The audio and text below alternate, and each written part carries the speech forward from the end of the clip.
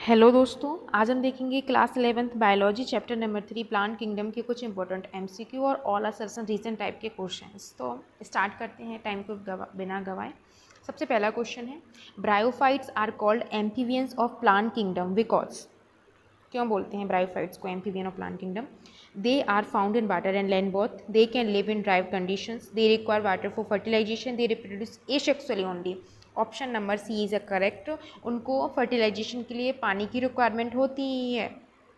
Bryophytes के example जैसे कि mosses, liverworts grow on land, land में ग्रो करते हैं, फर्टिलाइजेशन के लिए for but need water for transfer of male gametes to female sex organ.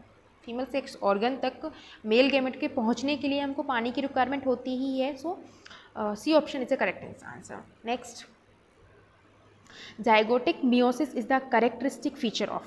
Zygotic meiosis जो है वो किसका करेक्टरिस्टिक फीचर होता है? एल्गी, जिम्नोस्पर्म, एंजियोस्पर्म और bryophytes. So algae is a correct answer. In algae zygote is the only diploid cell.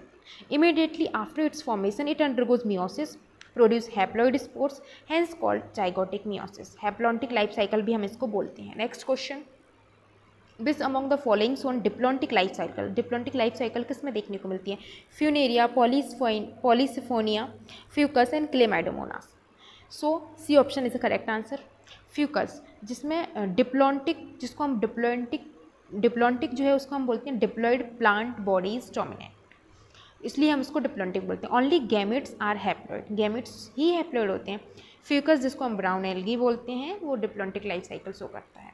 Next, seed habit first appeared in. Seed habit सबसे पहले किस में देखने को मिली थी? टेरिडोफाइट में, जिम्नोस्पर्म में, एंजियोस्पर्म में, bryophyte. So gymnosperm is a correct answer because gymnosperm are the first group of plants to produce seeds. But seeds produce करता है लेकिन एंक्लोज नहीं रहता seed, but not enclose in fruits. Pteridophyte जो है वो सीड प्रोड्यूस नहीं करते। So next, in pteridophyte the dominant phases of life cycle is. कौन सी होती है टेरिडोफाइट में डोमिनेंट फेज जो रहती है? Sporophyte, gametophyte, protonema, haploid sporophytes. So A option is a correct answer. Sporophyte जो रहती है वो टेरिडोफाइट में डोमिनेंट फेज होती है लाइफ साइकिल की।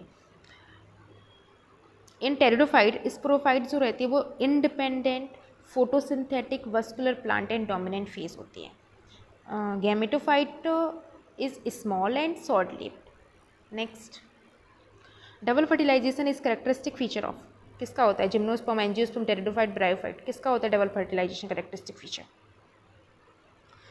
डबल फर्टिलाइजेशन जो होता है वो एंजियोस्पर्म का करेक्टरिस्टिक फीचर होता है, जिसमें वन मेल गैमेट जो रहता है वो सबसे पहले एग के साथ फ्यूज़ होता है, जिसको हम बोलते हैं सिनगैमी, और फिर जो दो पोलर न्यूक्लियाई रहते हैं वो फ्यूज़ करके डबल फर्टिलाइजेशन बोलते हैं। एक जो रहता है वो एग के साथ फ्यूज़ होता है और एक जो रहता है वो जो पोलर न्यूक्लियर रहते हैं उनके साथ फ्यूज़ करके ट्रिप्लॉइड, जिसको हम बोलते हैं ट्रिपल फ्यूजन करता है। इसको दोनों को साथ में मिलाकर ही हम डबल फर्टिलाइजेशन बोलते हैं। नेक्स्ट, हेटेरोस्पोरी सीनियन किस में देखने को मिलती है? Marchantia and Riccia, Funaria and Polytrichum, Selaginella, Salvinia, Cycas and Pinus. So C option is a correct answer. Selaginella and Salvinia में जो है वो हेटेरोस्पोरीज देखने को मिलती हैं। हेटेरोस्पोरी होता है produce of two different type of spores, जैसे माइक्रोस्पोर और मेगास्पोर, जो कि सिलेजिनेला और साल्विनिया में ही देखने को मिलती है, जो कि सीडेड प्लांट हैं। ये किस में आते हैं? अपने टेरिडोफाइट्स में। Next, endosperm is found as a result of. किसका रिजल्ट होता है? Endosperm. Triple fusion, syngamy, fusion of male gamete with egg, fusion of two male gametes. Triple fusion is a correct answer because in angiosperm, endosperm is triploid tissue formed by fusion of two polar nuclei plus one male gamete. दो polar nuclei जब एक mail gamete के साथ जुड़ती हैं तो हम इसको बोलते हैं triple fusion. Next, antheridia and archegonia are produced in sporophyte, gametophyte, zygote, embryo. इसका आंसर है हमारा गैमेटोफाइट्स। मेल सेक्स ऑर्गन जो रहता है उसको हम एंथ्रीडियम बोलते हैं, और फीमेल सेक्स ऑर्गन होता है उसको हम आर्किगोनियम बोलते हैं, जो कि हैप्लॉइड गैमेटोफाइट के जनरेशन्स होते हैं। Next, dominant independent photosynthetic vascular plant body but without seeds. So pteridophyte, gymnosperm, bryophyte, angiosperm, क्या आंसर होगा? pteridophyte. Pteridophyte are seedless vascular plants where sporophyte is independent, dominant and photosynthesis. अब हम कुछ assertion reason questions देखेंगे जो कि आजकल NEET में बहुत ज़्यादा ही पूछे जाते हैं, तो हम उनको भी अच्छे से प्रैक्टिस करेंगे. सबसे पहला क्वेश्चन है, Bryophytes are known as amphibian of the plant kingdom. They require water for fertilization. Yes, both are true.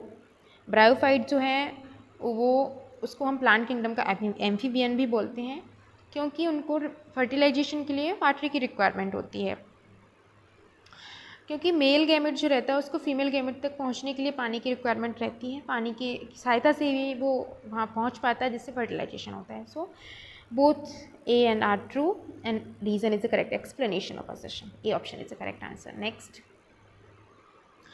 algae show zygotic meiosis.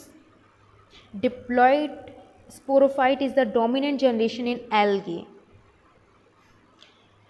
Both assertion reason true? No. Algae show zygotic meiosis. It is true. Diplontic sporophyte is the dominant generation in algae. No, it is false. Because algae have haplontic life cycle. Diploid phase is only zygote which undergoes meiosis. Sporophyte is not dominant. So reason is wrong. Sporophyte जो होता है वो dominant नहीं होता, not dominant होता तो correct होता. So C is correct answer. Next question है, pteridophytes are the plants called vascular plants. They have xylem and phloem but do not produce seeds. Here both are true and also correct explanation because pteridophytes जो है उसमें xylem और phloem presents होते हैं, इसलिए उसको first vascular plant जो है उसको बनाया गया, बट ये जो है वो सीड्स प्रोड्यूस नहीं करते हैं. So both are true and also correct explanation. Next question है, heterospory is evolutionary important. It led to the formation of seed habit. Yes, both are true and also correct explanation because heterospory क्या होता है जिसमें microspore भी हैं और mega spore भी हैं, और ये जो है एवोल्यूशनरी प्रिकर्सर होते हैं सीड हैबिट के, जो कि इम्पोर्टेंट स्टेप होता है in land of plant evolution. So is correct answer. Next question है हमारा, angiosperm show double fertilization. Yes, and one male gamete fuse with egg and other fuse with secondary nucleus. Both are true and also correct explanation. A is correct answer. जिसमें क्या होता है, one male gamete जो रहता है वो egg के साथ फ्यूज़ करेगा जिसको हम बोलते हैं सिनगैमी, और अदर जो मेल गैमेट रहता है वो किसके साथ फ्यूज़ करता है, पोलर न्यूक्लियाई जो रहता है, पोलर न्यूक्लियाई, जिसको हम बोलते हैं ट्रिपल फ्यूजन या फिर एंडोस्पर्म, जो कि एंजियोस्पर्म का यूनिक फीचर है. Next, gymnosperm are called naked seeded plants. Ovules are not enclosed with ovary wall. Both are true and also correct explanations because ovules not enclosed in ovary wall. Seeds जो रहते हैं वो exposed रहते हैं, naked रहते हैं. Both are true and also correct explanation. A option is correct. Next and second last, Archegonia and Antheridia are present in pteridophytes, bryophyte and gymnosperm. These are multicellular sex organ which produce gametes. दोनों ही एकदम correct lines हैं. These are multicellular sex organ of bryophytes, pteridophytes and gymnosperm. जबकि जो angiosperm हैं वो उसमें archegonia नहीं होता है. So A and A is correct answer. दोनों ही ट्रू है और करेक्ट एक्सप्लेनेशन भी है. एंड लास्ट क्वेश्चन है हमारा, in angiosperm endosperm is generally triploid. ठीक है, it is form by fusion of two polar nuclei with one male gamete. Both assertion and reason are true and also correct explanation because fusion of two polar nuclei plus one male gamete to form endosperm, जिसको हम बोलते हैं triploid fusion. So A option is the correct answer. Thank you.